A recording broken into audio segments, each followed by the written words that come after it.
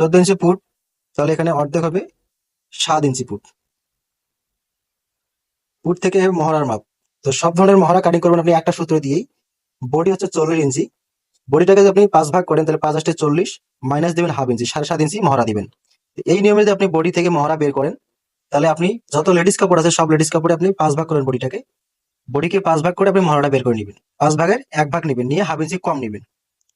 এখানে দেখেন পুট থেকে বরাবর মহড়া বরাবর এখানে সোজা একটা মার্জিন করে নিতে হবে। নিয়ে এখানে শেস্ত হবে, শেস্তের মাপটা হচ্ছে শেষ বা সাইড ফাড়া, সাইড ফাড়ার মাপটা হচ্ছে 20 ইঞ্চি। তো 20 ইঞ্চিতে সাইড ফাড়া হবে, এখানে মার্জিন করে দিলাম। শেষ থেকে আর মহল থেকে মাঝখানে যে কোমরের মাপটা, এখানে কোমরের মাপটা মাঝখানে মার্জিন করতে হবে।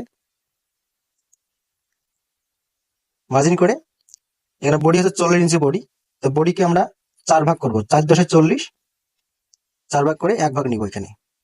তারপর দেখো কোমরের মাপ, কোমরের মাপটা 4 ভাগ করে 1 ভাগ, 36 ইঞ্চি কমা 4, 4 লং 36। এখানে আছে 38 ইঞ্চি হিপ, 9.5 ইঞ্চি হবে হিপ।